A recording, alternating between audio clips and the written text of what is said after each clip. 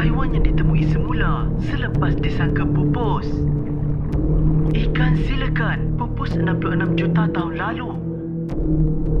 Ditemui semula pada 1938. Merpati peasant pupus pada 1882. Ditemui semula pada 2022.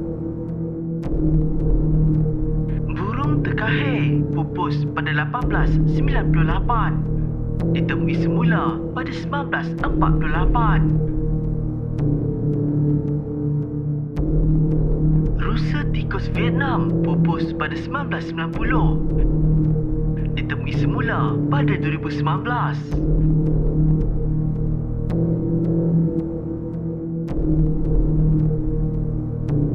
Kura-kura Pulau Fernandina pupus pada 1906. Ditemui semula pada 2019.